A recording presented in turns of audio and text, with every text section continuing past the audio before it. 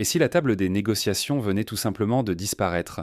Sommes-nous en train d'assister à la fin de la diplomatie classique entre la Russie et l'Europe? Derrière les portes closes, un bouleversement historique est en train de se jouer sous nos yeux, et il pourrait bien redéfinir les règles du jeu mondial pour des décennies à venir. Il y a quelques jours à peine, la Russie a fait une annonce officielle fracassante. Plus question de dialoguer rapidement ou de chercher un compromis avec l'Europe. Moscou a rejeté toute idée de négociation expéditive, préférant afficher une position inédite et radicale. Cette rupture n'est pas une simple passe d'armes verbales, mais un choix assumé. La diplomatie du compromis laisse place à une logique de confrontation, où la souveraineté nationale prévaut sur toute volonté de consensus. Dans ce climat, les tensions diplomatiques et militaires n'ont jamais été aussi vives. Les discussions jadis menées autour de tables feutrées semblent appartenir au passé. Désormais, chaque camp campe sur ses positions, alimentant un engrenage d'escalade aux conséquences imprévisibles. Les propos récents du ministre russe des Affaires étrangères l'illustrent sans détour. Pour Moscou, il n'y aura plus de concessions, plus de pas vers l'autre, seulement la défense intransigeante de ses propres intérêts. Ce basculement, s'il n'est pas compris à temps, risque de nous emporter tous. Les économies déjà fragilisées pourraient en s'effondrer sous le poids de nouvelles sanctions et d'un accès restreint aux marchés internationaux. L'instabilité politique guette, les lignes bougent, et chacun doit désormais repenser ses choix professionnels, financiers et personnels dans un monde où l'imprévisible devient la norme. Mais comment en est-on arrivé là? Pour saisir la portée de ce séisme géopolitique, il faut revenir aux origines de ce bouleversement et décrypter les signaux faibles qui ont mené à cette rupture historique. Remontons quelques années en arrière pour comprendre les premières fissures qui ont mené à l'impasse d'aujourd'hui. Retour sur les échecs et malentendus qui ont mené à la rupture. Depuis plusieurs années, l'Europe multiplie les initiatives perçues comme ouvertement hostiles par Moscou. Sanctions économiques, restrictions diplomatiques, exclusion de forums internationaux.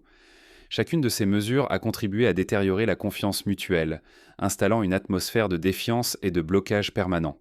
Mais le vrai point de rupture est venu avec le conflit en Ukraine, qui a tout bouleversé.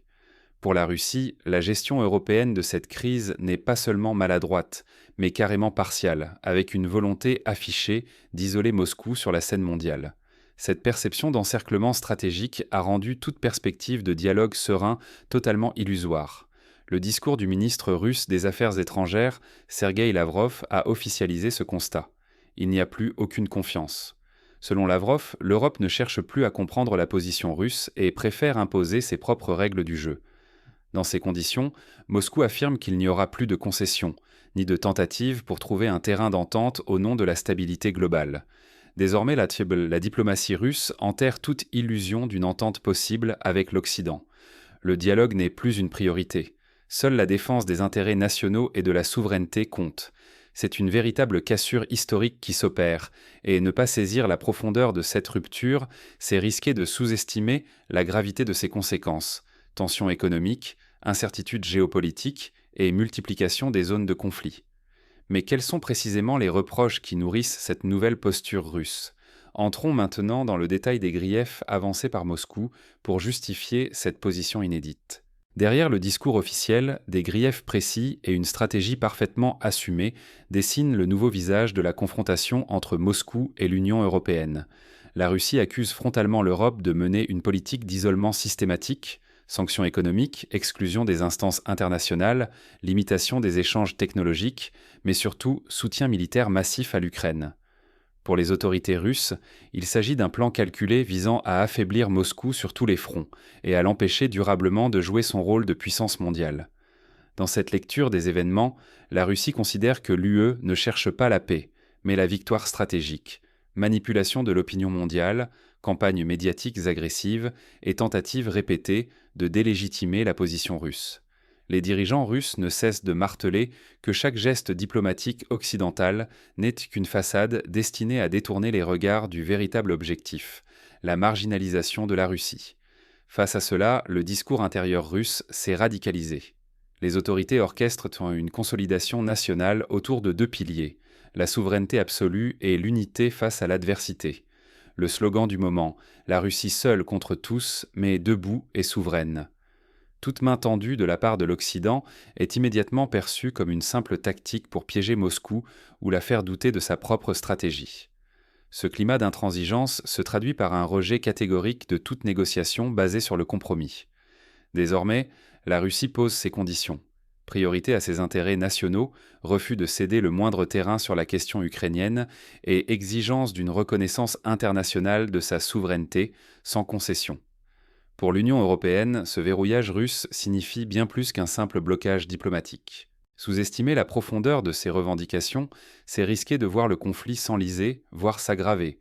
Tensions économiques prolongées, perte d'influence sur la scène internationale et multiplication des zones de friction aux frontières de l'Europe. Dans ce contexte, chaque décision européenne, chaque sanction, chaque prise de position publique prend une dimension stratégique inédite.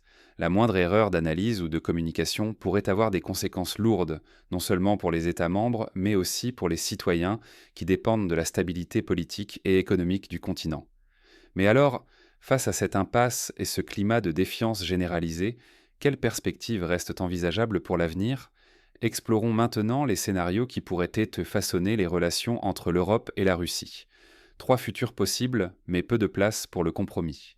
La rupture officielle entre la Russie et l'Europe ne laisse qu'un choix restreint de trajectoire, chacune porteuse de conséquences majeures pour tout le continent. Premier scénario, une confrontation de long terme. Ici, les sanctions européennes contre Moscou rencontrent des contre-mesures russes, créant une spirale de restrictions, de boycotts et de rétorsions. Cette guerre diplomatique, commerciale et énergétique pourrait s'installer durablement, gelant tout espoir de retour en arrière pendant de longues années. Dans cette hypothèse, l'Europe doit s'attendre à perdre l'accès direct aux ressources russes, qu'il s'agisse de gaz, de pétrole ou de matières premières stratégiques. Cette dépendance, longtemps négligée, forcerait les États membres à réinventer leur modèle économique, accélérant la diversification énergétique et industrielle, parfois au prix d'une croissance plus lente et d'un choc social difficile à absorber. Mais la confrontation n'est pas figée. Deuxième possibilité, bien plus inquiétante, l'escalade. Faute de dialogue, de nouveaux foyers de crise pourraient éclater, en Europe orientale mais aussi dans l'Arctique ou en Méditerranée. La militarisation des frontières, la multiplication des incidents, voire l'embrasement localisé de conflits, ferait planer une menace constante sur la sécurité européenne. Dans ce climat tendu, la tentation de la surenchère l'emporterait facilement sur la raison. Il existe toutefois une troisième voie, moins probable selon la plupart des analystes, celle d'une détente progressive. Cette option supposerait des pressions économiques insoutenables, ou bien un changement de leadership, en Russie comme en Europe. Un nouvel équilibre pourrait alors émerger, guidé non plus par la méfiance, mais par le pragmatisme et la nécessité de coopérer face aux défis mondiaux. Cependant, ce scénario reste minoritaire et fragile. Pour l'Europe, ces choix ne sont pas sans conséquences. L'instabilité structurelle, la perte de repères géopolitiques et la nécessité de repenser toute sa stratégie de sécurité et de prospérité seront le prix à payer, quel que soit le chemin emprunté. L'inaction ou la mauvaise décision aujourd'hui peuvent peser sur la sécurité et la place de l'Europe pour des décennies, bouleversant la vie quotidienne, les marchés et même les choix professionnels de chacun.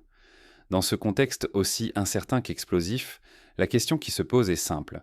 Existe-t-il encore des stratégies efficaces pour protéger les intérêts européens ? Penchons-nous maintenant sur les options concrètes qui s'offrent aux décideurs.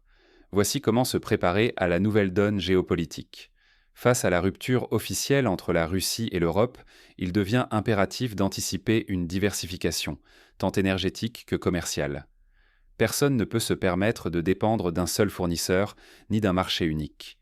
Entreprises comme particuliers doivent envisager de nouveaux horizons, revoir leurs sources d'approvisionnement et élargir leur réseau de partenaires.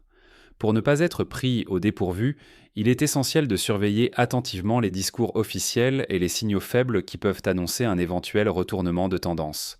Apprendre à lire entre les lignes des déclarations, à repérer les indices d'ouverture ou au contraire de raidissement, c'est gagner un temps précieux dans la prise de décision. Dans un contexte où chaque acteur défend désormais ses propres intérêts sans chercher le consensus, l'agilité stratégique devient la règle. Cela signifie être prêt à rompre avec ses habitudes, à repenser ses investissements, à explorer des alliances inédites et à s'adapter en temps réel aux évolutions internationales. Comprendre que le compromis n'est plus la norme, c'est aussi prendre conscience de la nécessité d'assumer ses choix, dans la gestion de son entreprise, dans sa carrière ou même dans ses choix de vie quotidienne. Ne rien faire, c'est prendre le risque de subir les conséquences d'un monde en mouvement, au lieu d'essayer d'en garder la maîtrise. Au final, cette crise n'est-elle pas aussi une opportunité de repenser notre rapport à la stabilité? Pour les individus, les entreprises et les décideurs, la question n'est plus comment éviter l'instabilité, mais comment en faire un levier d'innovation et de résilience. Mais alors, comment concrètement transformer cette incertitude en avantage stratégique? Penchons-nous sur les initiatives et exemples inspirants qui montrent la voie.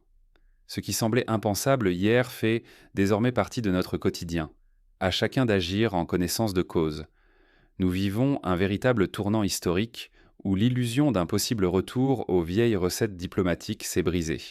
Espérer que la situation redevienne comme avant, c'est ignorer la profondeur des changements en cours. Le dialogue n'est plus synonyme de compromis, mais devient une joute menée par les intérêts nationaux et la défense acharnée de la souveraineté. Ce nouveau jeu, dont les règles se réécrivent sous nos yeux, impose de choisir, s'adapter ou subir. Face à ces bouleversements, l'attentisme serait une erreur fatale. Rester passif, c'est accepter que d'autres décident pour nous, que les équilibres nous échappent et que les chocs économiques, politiques ou sociaux deviennent inévitables. Au contraire, comprendre les mécanismes de cette nouvelle donne, repérer les signaux faibles, anticiper les prochaines étapes, voilà ce qui permettra à chacun, professionnellement comme personnellement, de garder une longueur d'avance et de protéger ses intérêts. Il ne s'agit plus d'attendre que la tempête passe, mais de repenser nos certitudes, d'ajuster nos stratégies. Notre capacité à lire le monde tel qu'il est, sans nostalgie ni naïveté, sera la clé pour traverser cette ère d'incertitude. Chacun a désormais un rôle à jouer, aussi modeste soit-il. Dans un monde qui se recompose, la lucidité devient une forme